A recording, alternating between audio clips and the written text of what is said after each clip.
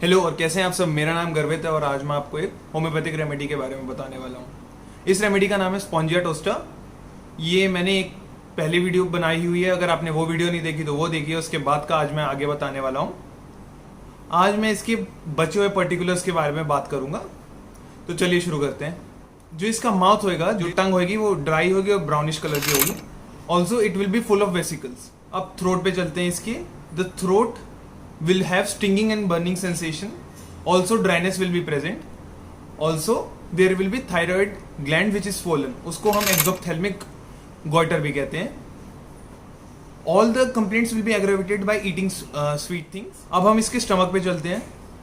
There will be excessive thirst present, excessive hunger present, और plus there will be hiccups present. Also the patient can't bear wearing tight clothes, यानी कि जब अगर कपड़े उसके tight होंगे तो उसको अच्छा नहीं फील। अब हम इसकी मेल कंप्लेंट्स की तरफ चलते हैं। The patient will have swelling in the spermatic cord. जो स्पर्मेटिक कॉर्ड होगा उसके अंदर सूजन होगी। ऑल्सो ऑर्काइटिस और एपिडाइडाइमेटिस भी प्रेजेंट होगा। एपिडाइडाइमेटिस भी प्रेजेंट होगा। द पेशेंट जिसको ऑर्काइटिस होता है, it is the inflammation of the testicles. जो ये एक टेस्टिकल में भी हो सकता है। It is the inflammation in that part. Also epididymitis भी होता है। जो एपिडाइडाइमिस होता है, जो टेस्टिकल्स होते हैं हमारे, जहाँ कनेक्ट होता है एक स्ट्रक्चर होता है, उसको एपिडाइडाइमिस बोलते हैं और उसकी इन्फ्लेमेशन को हम एपिडाइडाइमाइटिस भी बोलते हैं। अब हम इसकी फीमेल कंप्लेंट्स की तरफ चलते हैं। द पेशेंट और the female will have menses which will be followed by pain in the sacrum.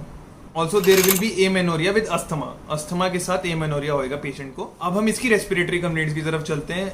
ये इसका मेन स्फीयर ऑफ एक्शन में आता है इस रेमेडी के। There will be great dryness in the respiratory system, whole respiratory system जो भी होगा।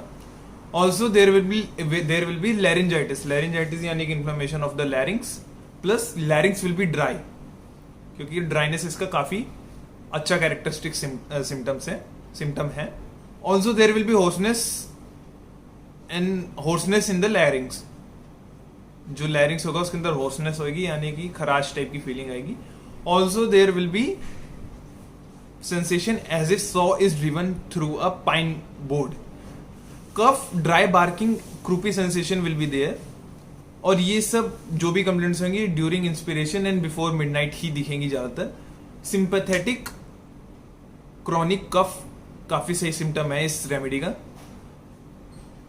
Also there will be laryngeal phthisis. Phthisis होता है pulmonary tuberculosis. There will be bronchial catarrh with wheezing cough, कि कोल्ड एयर से aggravate होता है, और it will come with profuse expectoration. अब हम इसकी हार्ट की कंप्लेंट्स की तरफ चलते हैं। There will be rapid palpitations present which will be accompanied by dyspnoea. जो हार्ट रेट होगी वो काफी ज्यादा बढ़ जाएगी, प्लस डिस्निया भी आएगा। डिस्निया इज ब्रेथलेसनेस, यानी कि सांस लेने में तकलीफ होगी क्योंकि उसकी सांस चढ़ेगी। ये सब जो भी कंप्लेंट्स हैं, these will be ameliorated by lying down on the bed in the horizontal position, यानी कि हॉरिजॉन्टल पोजीशन में रहेगा तो पेशेंट की कंप्लेंट्स कम होंगी। Also there will be sensation as if the blood will burst out of the chest due to the pressure, यानी कि जो सर्जिंग जो वर्ड होता है इसके अंदर काफी काम का है। जो सर्ज ऑफ ब्लड होगा वो हार्ट में काफी ज्यादा रेट पे होगा, जिससे तकलीफें बढ़ सकती हैं। Also there will be hypertrophy of heart. Hypertrophy is the enlargement of any organ और टिश्यू। हाइपरट्रोफी ऑफ हार्ट रहेगा, specially right side of the heart. अब हम इसकी स्लीप पे चलते हैं। The patient wakes up in fright and is suffocated. और जो भी कंप्लेंट्स होंगी वो एग्रेवेट होंगी स्लीप ज्यादा करने से, यानी कि if the patient sleeps more the problems will get aggravated.